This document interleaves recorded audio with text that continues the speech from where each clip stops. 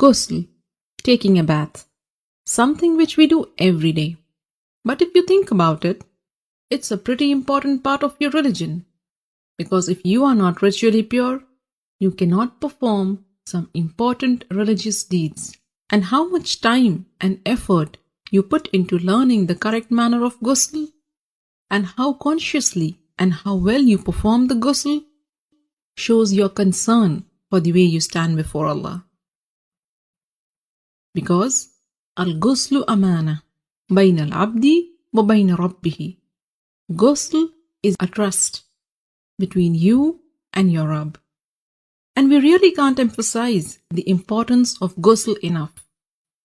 In this series, we will begin the discussion with the obligatory ghusl, which will be helpful to you when you are in a hurry or if there is not enough time to take a complete ghusl.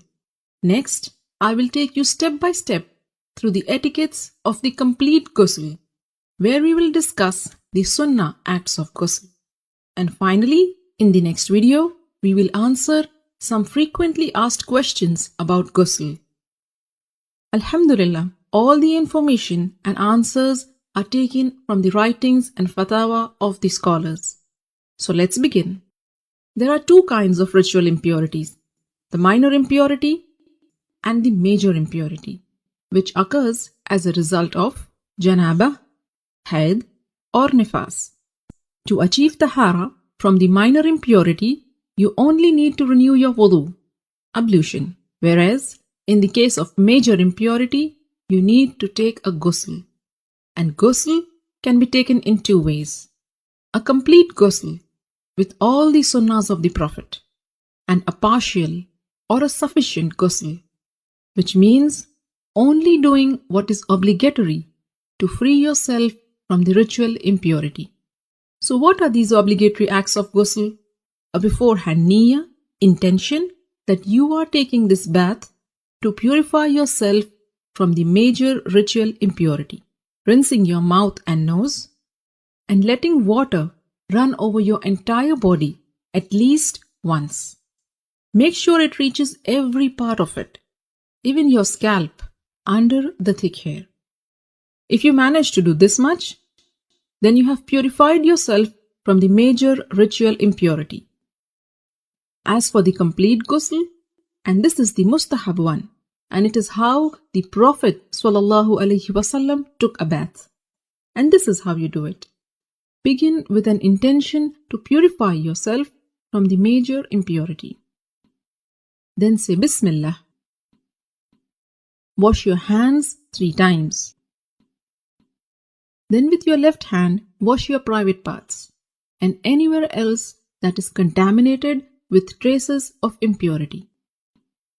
Then make a complete wudu, just as you would for prayers.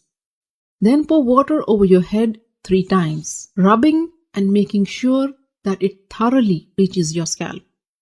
Some scholars said 3 times means once on the right, next on the left, and then in the center. And then pour water and wash the entire body, beginning with the right side, then the left, while rubbing it with your hands so that you are sure you haven't missed any part. So these are the etiquettes of the complete ghusl.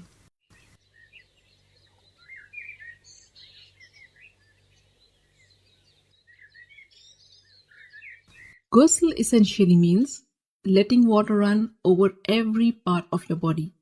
So if you are wearing a ring, you should move it. And if it is so tight that the water won't reach the skin underneath, then you have to remove it. Cosmetic items which form a barrier and prevent the water from reaching your skin must also be taken off. In a narration of Maymuna radiallahu ta'ala anha, it is mentioned that the Prophet sallallahu alaihi wasallam moved away from the spot where he had been taking ghusl, and then he washed his feet. Shaykh Ibn al-Uthaymin rahimahullah explained that what is apparent from the various narrations is that the Prophet washed his feet after ghusl only when there was a need. Like if the floor is made of dirt, and if the feet are not washed, they will remain soiled. So you may want to wash your feet after ghusl if there is a need. With this, you are now well informed about the how-to of the perfect ghusl. For more how-to guides, subscribe to the Striving Muslima YouTube channel or get yourself to the strivingmuslima.com and subscribe to the mailing list. I will keep you updated about all the latest videos and interesting articles. Don't forget to share this how-to guide with your family and friends. By sharing this video, you are helping your friends and family in their deen.